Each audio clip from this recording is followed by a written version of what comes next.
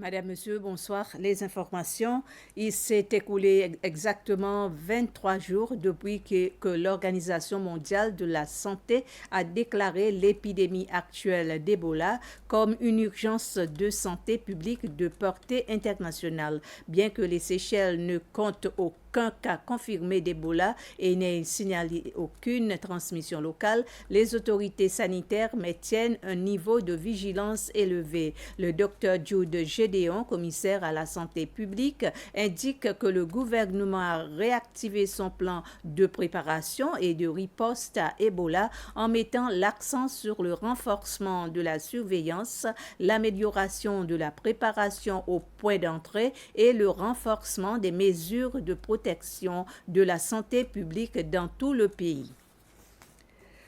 Le bureau du président a annoncé aujourd'hui la nomination de Madame Brigitte Guillemot au poste de directrice générale de l'Agence du soin de santé mentale. Avant sa nomination, elle exerçait en tant que psychologue clinicienne au sein du ministère de la Santé où elle a joué un rôle clé dans l'évaluation psychologique, l'élaboration de plans de traitement, l'intervention en situation de crise, la prise en charge thérapeutique et le développement de programmes de santé mentale.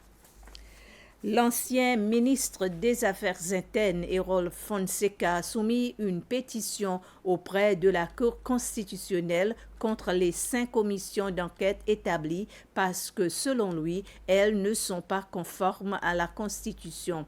Monsieur Fonseca, qui fut ministre des Affaires internes dans le gouvernement précédent, a également déposé une motion demandant la suspension de ces commissions jusqu'au jugement de la Cour. L'avocat Anthony Derjac a déclaré que ces commissions d'enquête ont été constituées en vertu d'une vieille loi coloniale datant de 1962.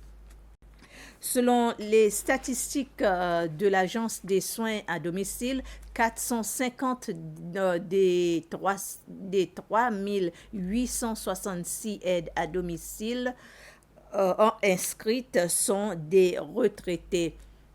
Ces aides à domicile sont âgées de 63 à 82 ans. Cette information a été communiquée ce matin à l'Assemblée nationale par la ministre chargée des Affaires sociales, Parma Charlette.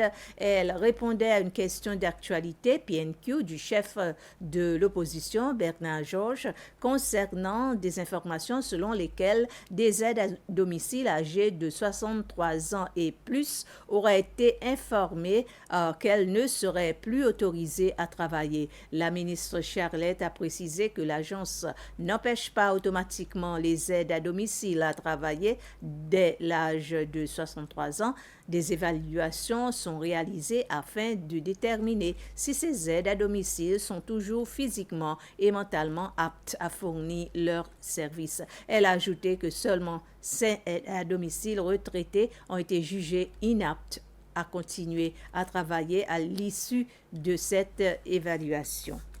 Le président Patrick Hermini a réaffirmé l'importance des relations diplomatiques et de coopération entre les Seychelles et leurs partenaires internationaux à travers des rencontres distinctes avec l'ambassadeur d'Italie et la nouvelle ambassadrice du Vietnam, rencontres qui ont eu lieu ce matin à State House. Avec l'Italie, les échanges ont porté sur le renforcement de la coopération en matière de sécurité maritime, de renforcement des capacités et de développement économique. Le président Hermini a également insisté sur la nécessité de mieux prendre en compte les vulnérabilités des petits États insulaires à travers l'indice de vulnérabilité multidimensionnel, estimant que le PIB seul ne reflète pas la réalité des Seychelles. L'ambassadeur italien, pour sa part, a insisté sur l'importance de la coopération internationale pour préserver la paix et la stabilité dans les espaces maritimes. Il a également mis en avant les bénéfices mutuels des échanges d'expertise entre les deux pays. L'Italie demeure l'un des principaux marchés touristiques européens des Seychelles et figure régulièrement parmi les plus importantes sources de visiteurs pour l'archipel. Avec le Vietnam, les discussions ont mis en avant la volonté de renforcer une coopération historique dans plusieurs secteurs clés, notamment la sécurité maritime, l'économie bleue, la santé, le tourisme, la pêche et l'agriculture. Les deux parties ont exprimé leur intérêt pour un approfondissement des relations bilatérales et un partage d'expertise. Ainsi s'achève ce résumé d'informations. Merci de votre attention et bonsoir.